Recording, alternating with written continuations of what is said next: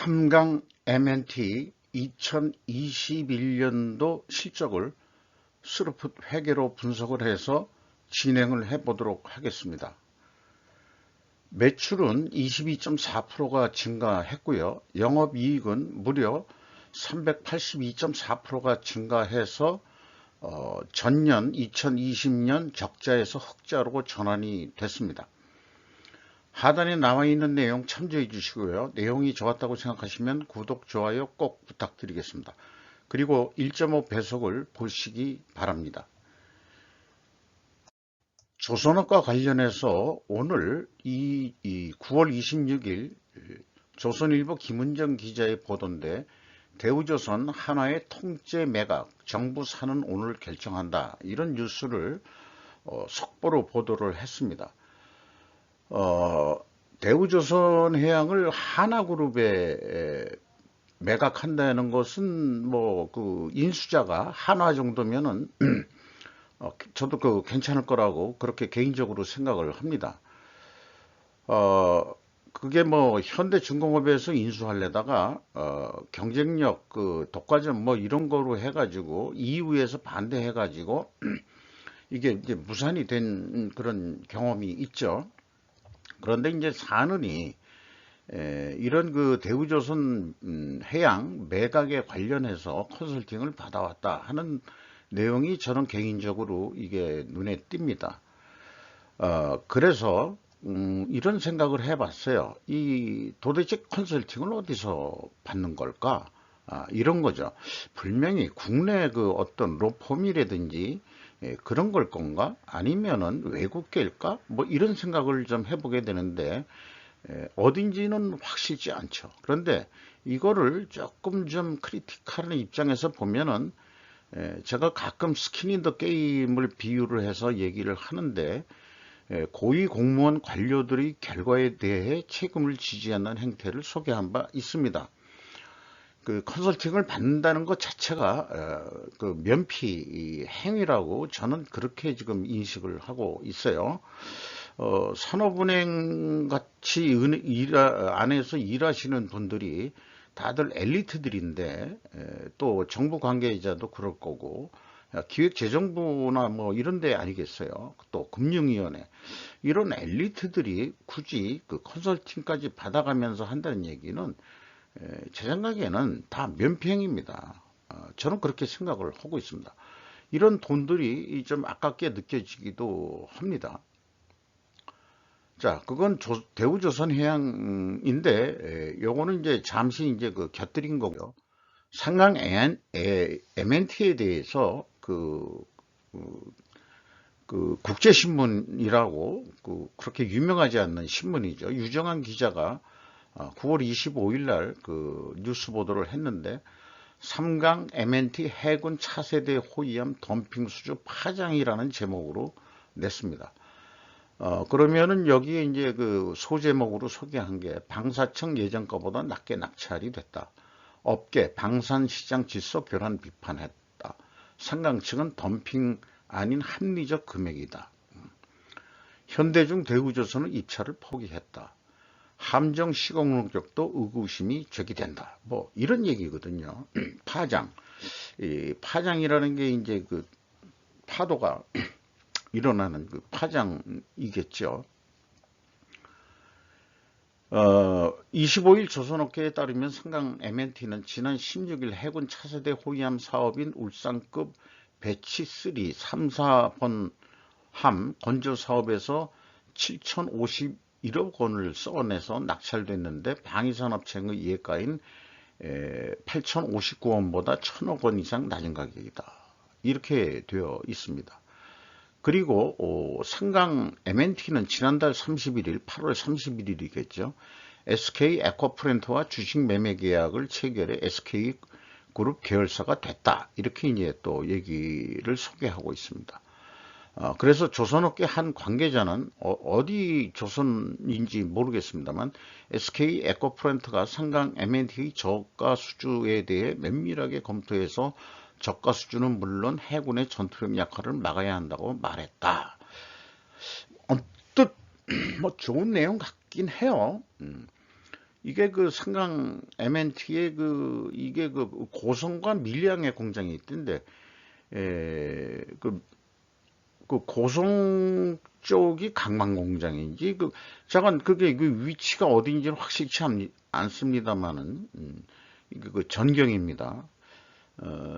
그런데 이제 그 조선소의 이 상징인 도크가 이상하게 이쪽 그 뒤쪽에서 찍어서 그런지 모르지만, 크레인은 보이는데 이 도크가 좀 안 보이는 게 조금 저는 좀 문제라고 좀 그런 개인적인 생각을 해봤습니다. 그래서 이 상강 MNT의 그 방산에 해당하는 그 차세대 호위함, 그거에 대한 이 수준은 이 자동차로 비유하면 부품회사가 완성차를 만들겠다는 도전으로 이렇게 해석을 해 봤습니다. 그래서 몇 가지 생각을 해 봤는데요. 방위사업청의 8천억 예가는 국제신문 기자에게 어떻게 노출되었는가? 이게 이제 그 낙찰이 되면은 뭐 그게 다 공개가 되는지 아닌지는 어떻게 모르겠습니다만은 이게 매우 궁금하고요. 그 상강 MNT 본사는 제가 지금 말씀드린 대로 조선업의 상징인 조선소에 도크가 안 보이는 것 같은 기분이 들고요. 기자는 상강 MNT의 인적 자산을 추적도 해보았어야 하지 않을까 하는 생각을 또한 해봤습니다. 이것은 상강 MNT를 제가 옹호한다든지 또 그런 게 아니고 객관적으로 저도 그 분석을 해보려는 입장에서 그렇게 생각을 하죠. 거기다가 이 방사청이 무식하지는 않은 데 아니냐. 이쪽도 엘리트들이 많이 그 포진해 있고, 또 전문가들도 해가지고 그 예가를 뽑는 그 수준이, 저는 높을 거라고 생각해요. 왜냐하면은, 우리나라의 그 국방을 책임지는 사람들이 그냥 무조건 싸다고 그 덤핑 발출을 덤핑으로 이 제시한 견적을 그대로 수주하는 그런 수준은 아니라고 봅니다. 근데 어떤 경우에는 그 중간급으로 써내는 데를 선택하는 경우도 있는데 지금은 이제 그 최저가 낙찰인 것 같습니다. 어쨌든 그 방사청이 뭐 나름대로 또 뭐 그 정도 가격이면 되겠다 해서 낙찰이 됐는지도 또 모르겠죠. 그거야 뭐 그쪽 전문가가 아닌 입장에서 저 외부에서 어떻게 서든지 객관적으로 좀 보고 분석을 해보려는 그런 욕망이 일어나지 않을 수밖에 없습니다. 스루프 회계로 분석하는 입장에서요. 그래서 저는 이 임원의 구조를 살펴봤습니다. 그걸 인적 자산이라고 보고 3개년도를 비교를 해봤어요. 그러면은 재미있는 상황을 볼 수 있습니다. 여기에 이제 나와 있는 대로 임원 인적 구성의 변화로도 어떤 그 소설 작가들은 아마도 기업 소설을 써낼 수 있을 것 같다. 3년 만에 현대중공업 출신들의 경영주도로 읽혀집니다. 제 눈에는 2019년 존재했던 대우조선 및 삼성중공업 출신은 퇴출되었다. 그게 이제 여기에 이제 사람 이름까지 있는데 이거는 뭐 그 회사가 공개한 거니까 김도환 씨라는 분이 상무급으로서 울산대학교 출신. 요 2019년도는 이제 학력까지 내줬네요. 요즘은 뭐 요 2020년도부터는 이제 학력은 생략하고 공개를 하고 있습니다. 그리고 뭐 정상현 씨라는 분도 상무인데 뭐 해양 그쪽 계통으로 그 일을 하는 임원인데 안 보여서 기억이 안 납니다만은 저건 삼성중공업 출신인데 대우조선하고 삼성중공업 출신이 2020년도에는 눈에 보이지 않습니다. 그러니까 2020년도에 대우조선 해양 출신과 삼성중공업 출신은 말하자면 퇴출됐다. 그리고 신영균 씨라는 영화배우 이름하고 똑같네요. 그 1962년생 나이도 좀 먹을 만큼 먹었네요. 뭐 물론 저보다 한참 어리지만은 특수선 사업 뭐 이런 게 이제 그 방산에 좀 해당하지 않을까 생각하는데 STX 조선해양 출신 입니다. 이 2년 동안 잘 견디다가 2021년도에 이분도 결국 퇴출이 된 거로 보입니다. 그리고 이제 이동일 씨라는 분이 현대중공업에서 부사장급으로 2021년도에 그 2019년도도 돼 있었고, 그러니까 부사장급으로 높은 현대중공업 출신이 들어왔는데, 그 이하로는 그 2019년도에는 현대중공업 출신의 다른 임원들은 눈에 안 보입니다. 아, 여기 하나 있네요. 전명호 상무라고 해양 생산 쪽으로 여기 한 사람이 있었고, 모두 이 현대 출신이 두 명뿐이 안 돼 있는 거로 보이죠? 네, 그렇습니다. 그러니까 이제 이 두 명뿐이 없었는데 2020년도에 보면은 현대중공업 출신이 두 명이 더 늡니다. 부사장으로 와가지고 현대중공업 출신 전명우 씨는 이제 원래 있던 사람인데 한 사람도 최원수 씨라고 이름도 참 놀림을 많이 받았겠어요. 조선기술적으로 해가지고 임원으로 영입이 됐습니다.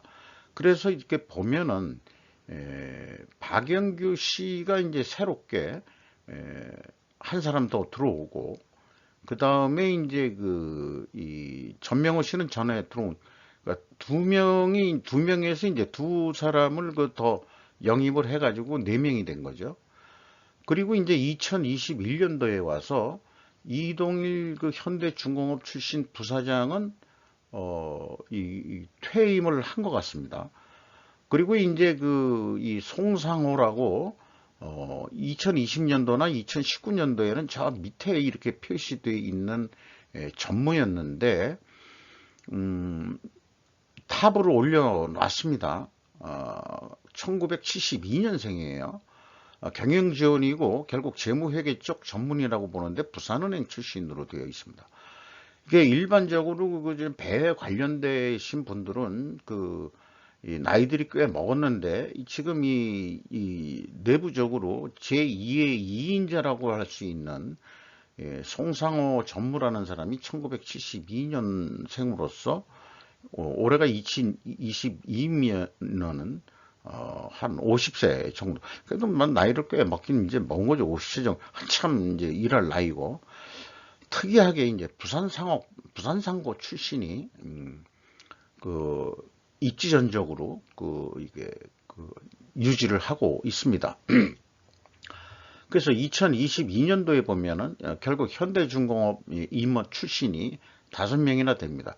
특히 2022년도에 설계 부분, 조선 설계 부분 중에 한진중공업 출신이 영입이 됐고, 그 다음에 이 김영석 씨라고 해양설계 팀장으로서 또 영입이 됐습니다.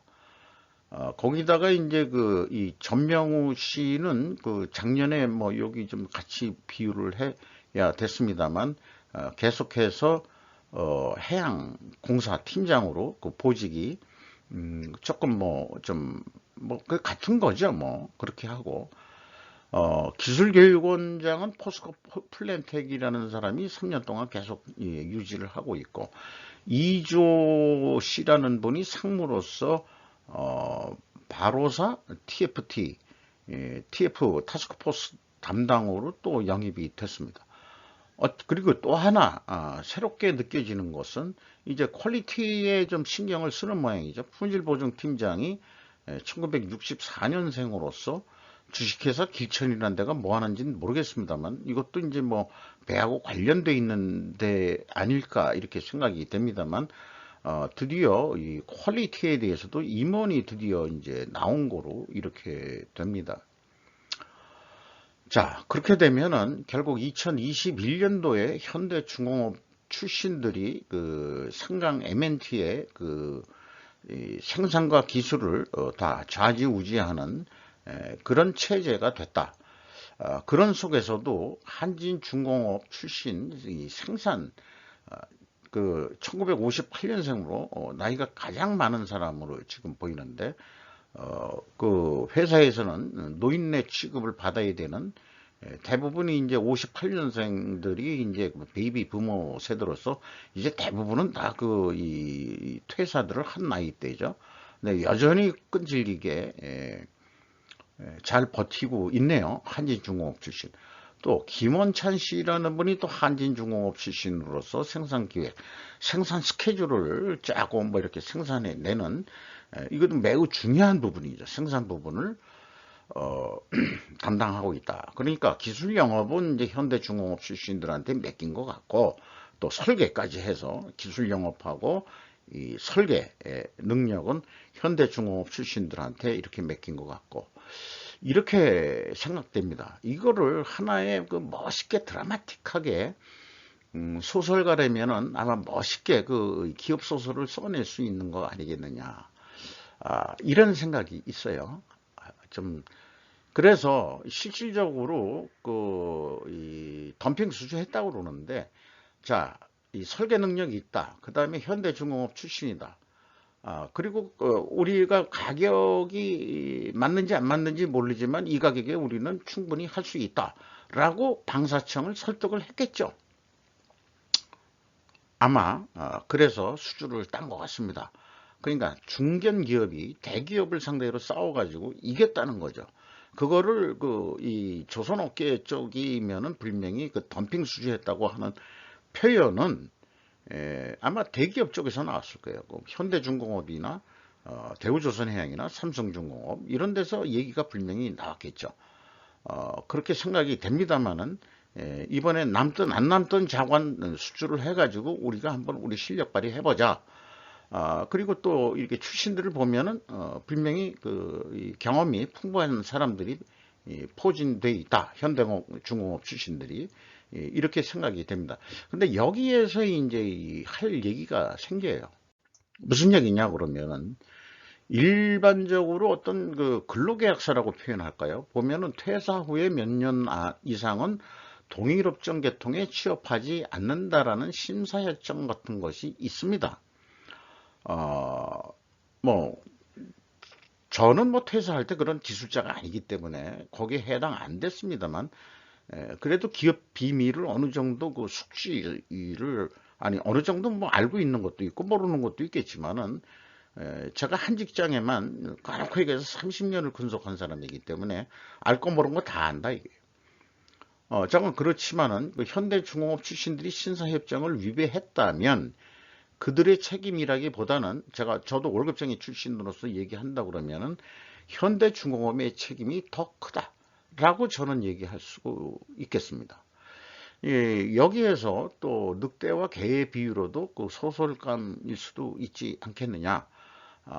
지금 그 상강 MNT에 그 임원으로서 들어가신 분들이 현재 현대중공업의 임원이 그 발탁이 돼서 영입된 것 같진 않고 적어도 과부장급들이 이제 나이가 먹어서 진급에 누락됐던 사람들이 치고 올라가니까 또 나이가 되고 해가지고 나온 사람들이 이 상강 MNT로 가지 않았겠느냐. 저는 그렇게 이제 소설을 쓸 수밖에 없습니다. 그래서 아까 얘기한 대로 다시 해보면은 STX 조선 출신은 2020년에 퇴출이 됐고 2021년도에 설계 부분에 한진중공업과 현대중공업 출신이 새롭게 구성되었다.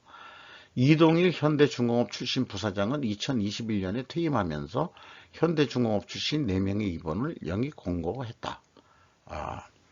공고를 했을까요? 의리를 했을까요? 기왕이면은 부사장으로 근무했던 분의 추천이니까 오나는 오케이. 우리도 그 사업을 좀 늘고 봅시다. 뭐 이렇게 해서 명예퇴직을 한 것 같습니다. 이동일 그 부사장은.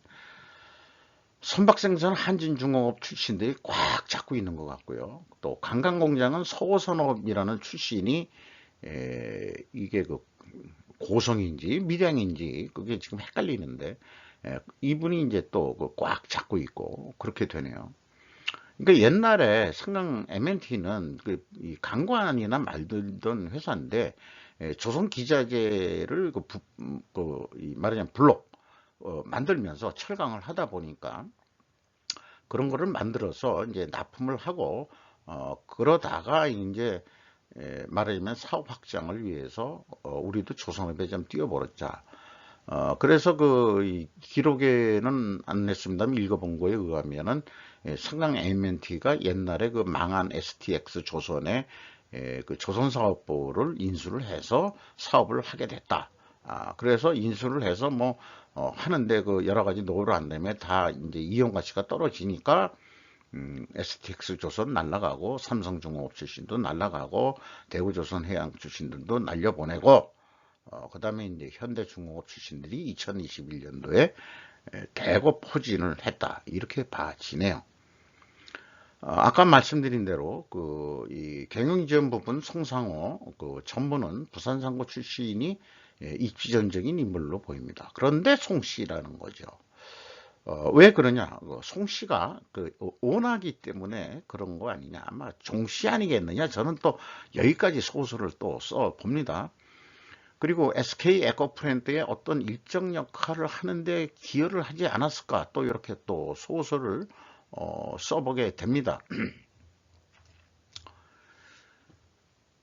근데 회계하는 사람들끼리는 뭔가 또 은행 출신들끼리는 뭔가 이렇게 또 커뮤니케이션 되는 통로를 만들어 놓고 역사는 이제 낮에 이루어지진 않죠. 역사는 밤에 이루어지는 거니까 또 그렇게 했던 것도 있지 않겠냐 이렇게 생각합니다. 서론이 매우 길었습니다. 그것을 아주 특이해 가지고 하기 때문에 이렇게 좀 뭐 제 나름대로 설명을 드려봤습니다. 자, 2021년도 매출을 보면은 4,514억 원으로서 전년보다 22.4%가 증가했는데 매출 재료비가 거꾸로 8.5% 감소했어요. 이게 이런 사건이 있을 수 있느냐? 철강직 가격이 계속 뛰었는데 이게 좀 이상하게 느껴지고요. 그래서 스루풋은 52.2%가 증가했고 스루풋율은 12.4%나 크게 증가했습니다. 운영비용은 14% 증가했는데 워낙 스루풋율이 크게 증가했으니까 TOE 생산성이 1.2로서 영업이익 511억 원, 전년도 적자 181억 원에서 512억 원으로 흑자 전환이 됐지만 크게 획기적으로 흑자 전환이 됐습니다. 거기다가 원가회계 영업이익보다는 158억 원이나 더 많은 이익인데 이것은 포괄 가공비 재고 자산, 특히 계약자산이 크게 감소했기 때문입니다. 재고자산 내역을 보면은 위에 있는 거는 항상 얘기하는 거지만 그 재고 흐름으로 향후 공시를 해야 될 거라는 거 계속 강조하고요. 가공비 배부 재고자산 25억 증가했고요. 계약자산이 292억 원이 감소했습니다. 이것이 원가회계 영업이익보다 더 영업이익이 난 원인이 되겠습니다. 가끔 대문으로 소개하는 겁니다만은 요 위의 내용은 제가 생략을 하고요. 원가회계에 이 용도 폐기해야 된다는 거, 그 수주사항에 대해서 수주산업은 이게 중요하기 때문에 요거를 더 강조하기 위해서 말씀을 드리는 겁니다. 수주사항을 표시한 걸 보면은 기납품액이라는 게 매출액하고 연결되지는 않습니다. 왜냐하면은 직전 회계년도 매출 5% 이상의 계약건만 집계를 했다 이렇게 얘기를 하고요. 그런데 특이하게 좀 수주잔고를 이렇게 표시하면서 수주잔고가 이제 별로 이제 많이 없는 형편이네요.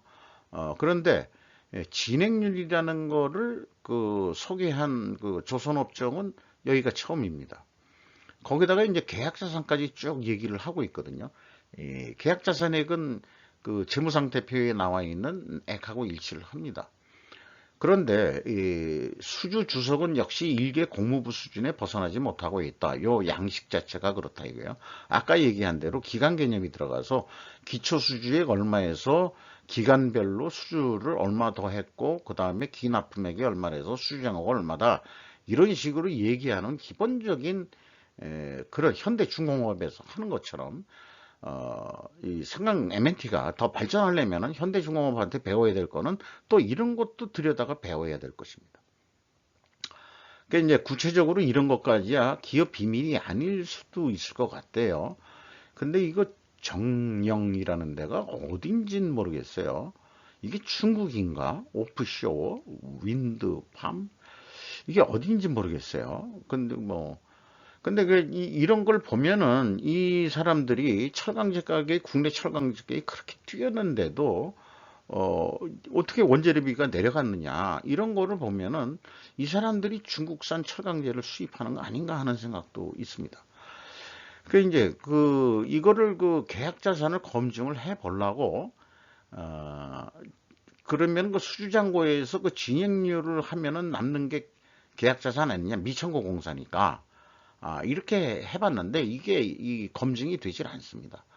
자관, 그 수주산업은 그 진행률과 계약 자산 가지고, 속된 말로 조정 작업을 하고, 예, 말맞다나 실제 실적은 어떤지 모르지만 원가 회계상으로는 이렇게 조작을 해가지고, 말맞다나, 예, 좀 이렇게 이익을 좀 낼 수도 있고 적게 낼 수도 있고 많게 낼 수도 있는, 그런 어떤 그 팩타 요소로서 이용해 먹지 않겠냐 하는 게 이제 제 우려를 표현하는 겁니다.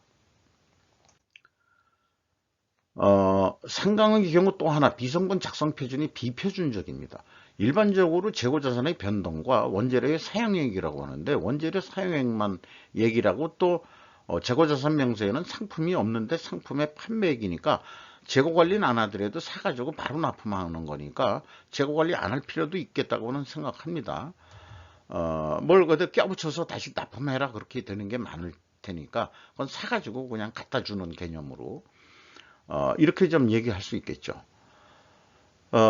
그런데 이제 왜 매출원가 표준하고 틀리냐 그러면은, 대부분 이제 매출원가라는 게 기초재고 더하기 총제조 비용, 제조원가라고 얘기해도 되고요.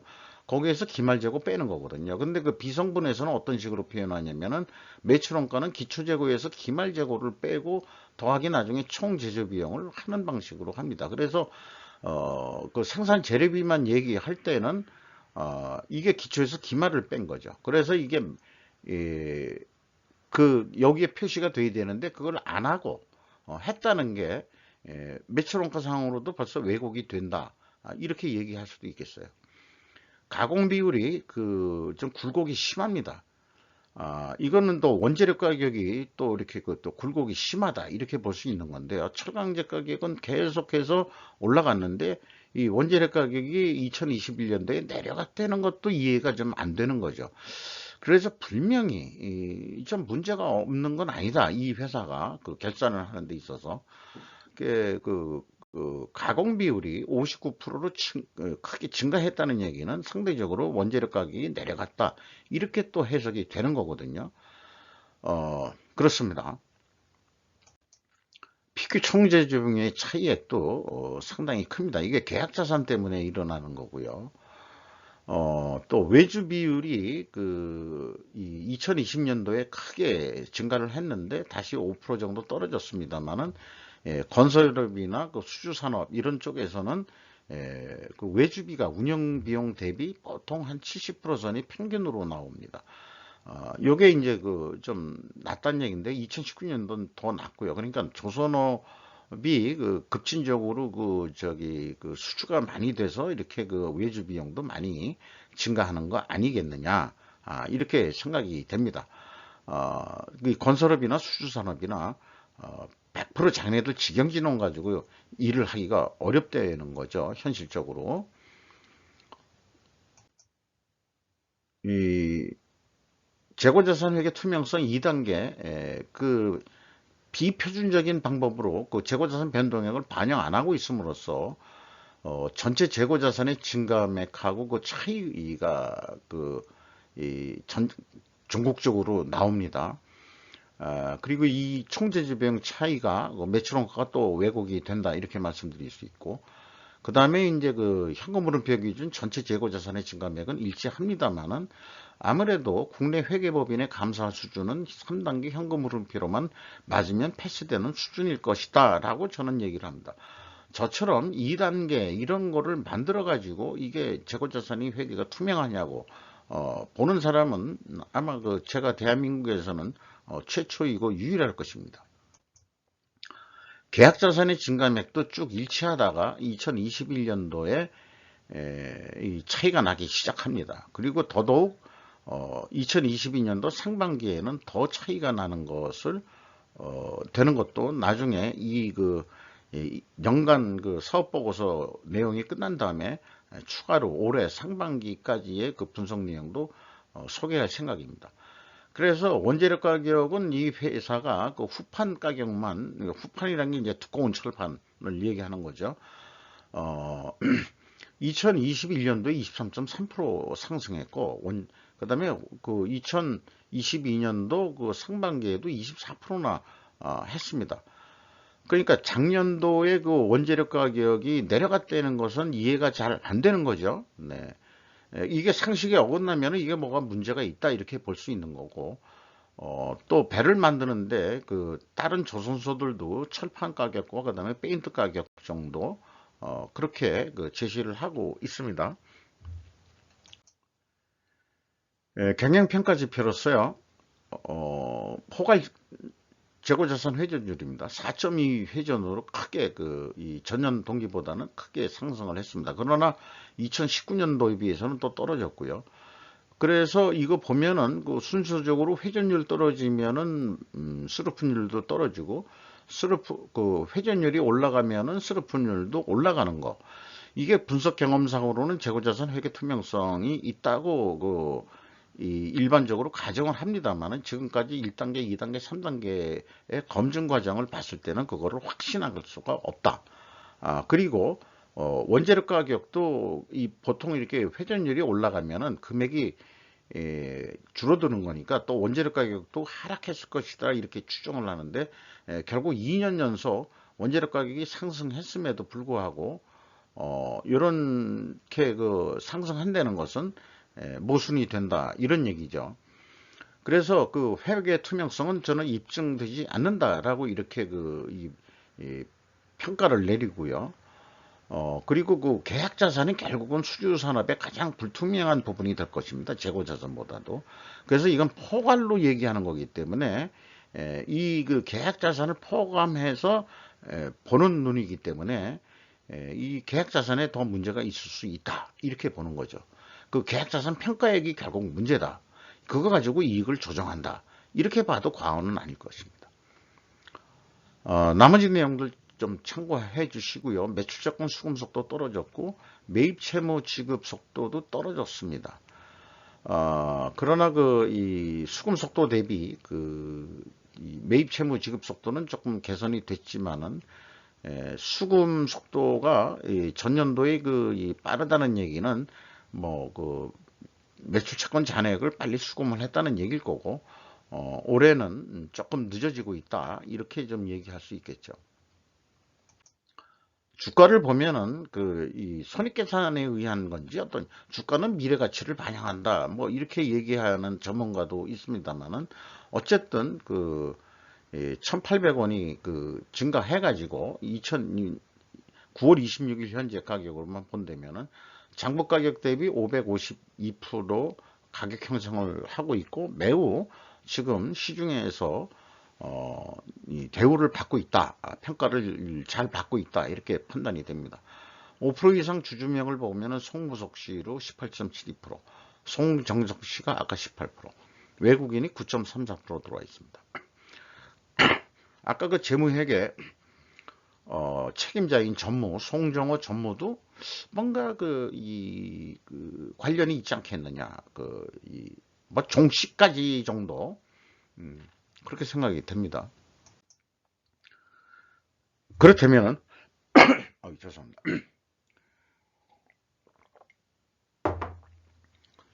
2021년도 실적에 의해서 2022년도 어떤 목표 계획을 세워본다 그러면은 5,576조 정도 할 수 있지 않겠냐 이렇게 이제 예상을 해보는 거고요. 이 경우에 이제 이 매출원가를 이렇게 한번 이제 추정을 해봤습니다. 그러니까 생산재료비가 이제 50% 정도 오른다고 보고요. 증가한다고 보고 이 인상률 포함해서 가공비도 15% 증가한다고 보고 그 다음에 판매관리비도 20% 증가한다고 보고 영업이익도 한 80% 증가한다고 그렇게 예측을 했을 때 5,575조 정도, 아니 5억 정도 한다. 이렇게 이제 보는데 문제는 이 갭이 있다 이게요. 그 총 매출 원가 갭하고 총 제조 비용의 차이가 똑같은데 이 268만큼은 이 성과의 갭이 있는 거 가지고 계획했기 때문에 이것이 정확하다. 라고 얘기할 수가 없는 거고 왜곡되어 있는 수치도 있을 거다. 이렇게 얘기할 수 있습니다. 그래서 이거를 그 제한을 갖다가 할 때는 매출이지만은 견적가는 한 이거를 그냥 뭐 한 그러죠 그냥 6천억 정도 내 가지고 그대로 인정받았다 그러면은 한 1천억 정도 남는 거로. 그래서 5%만 더 노력을 해보자. 5%는 뭘 노력하냐? 현재 수주 잔고를 또 빨리 밀어내기 해가지고 진수시키는 거. 이렇게 되면은 또 재고는 근데 50% 증가한다고 봤을 때 5%만 이 매출을 증가시켜도 또 재고 증가 때문에 영업이익은 16%가 증가한다. 이렇게 이제 예측을 해볼 수 있겠습니다. 이게 상반기 예측할 때하고 어떻게 차이가 나는지 또 제 개인적으로도 그 좀 욕심이 나네요. 비교해 볼 욕심이. 스루프 쪽으로 보면은 A프랜과 C프랜이 차이가 클수록 수주산업의 계약자산 증가액의 영향 결과로 인식이 됩니다. 아직 상관관계로만 인식이 되나 목표는 인과관계로 밝혀지는 수준의 분석 역량 강화가 저의 목표겠습니다. 죄송합니다. 좀 길어지니까 그러네요. 그래서 실질적으로는 그 매출을 예측하는 것은 이 손익분기점 선형함수로 한번 매출해 보는 것이 좀 바람직할 것 같아요. 그래서 운영비용 증가한다고 봤고, 그 다음에 이제 목표 이익 넣어가지고 현재 스루프율로 나누면은 한 6천억 정도를 하지 않겠냐 이렇게 예상이 됩니다. 그러면은 견적 가격은 원가 회계하고 틀려서 6,771억 원 정도 내야 소기의 영업이익을 낼 수 있다 이렇게 되는데 계약이 원가 회계대로 한다면은 이렇게 되는 거죠. 6천억으로 이걸 가지고 덤핑했다라고 얘기할 수도 있을지 모르겠습니다. 그 덤핑했어도 결국은 한 812억 원은 남는다. 뭐 이렇게 이제 속내는 가지고 있을지 모르죠. 어, 그러면은 이 스루프 쪽에서는 어떻게 할 거냐? 그러면은 실질적으로 덤핑 수주를 했으니까 우리가 더 이익을 확보하기 위해서는 딴 건 없습니다. 계산한 거는 말하자면은 그 4.5회전 이 8.4%만 그 포괄 재고 자산 회전율을 올리는 거로. 그러니까 이 얘기는 무슨 얘기냐면은 지금 그 수주잔고 공사 진행 중인 것을 어떻게 해서든지 빨리 끝내가지고 매출 인식을 증가시킨다는 얘기입니다. 그러면은 한 7천억 정도 할 수 있지 않겠느냐, 연간. 이게 이제 제가 2022년도 연간 매출 예측과 유사하게 나올 수 있을지 제가 좀 개인적으로도 도전해 보고 싶은 거죠. 이게 이제 그 실제 예측이다 그러기보다는 목표를 예측해 보는 거죠. 목표를 어떻게 생각하면은 계획 목표라고 할 수도 있겠습니다. 이상 상당히 길었습니다만은 상강 MNT가 대기업 그 조선업을 제끼고 방사청에 이 호위함을 7천억에 수주했다는 내용이 이슈로 다가와서 나름대로 그만한 능력이 있을까 상강 MNT가 하는 측면에서 해봤고 그 분석을 했는데 회계 투명성은 자신하기가 어렵다 이거예요. 여기 좀 뭔가 좀 있다 이게요. 뭐 조정 작업이 들어간 게 있고 뭐 이런 게 좀 있어가지고 좀 불투명한 부분이 좀 있는 기업은 있는 기업이다. 이렇게 말씀드릴 수 있겠습니다. 이상 40분 가까이 말씀을 드렸는데 1.5 배속을 보셨기를 바라고요. 내용이 좋았다고 생각하시면 구독, 좋아요 꼭 부탁드리겠습니다. 이어서 2022년도 상반기 실적도 분석해서 이 방송에 보는 것으로 예약을 하겠습니다. 감사합니다.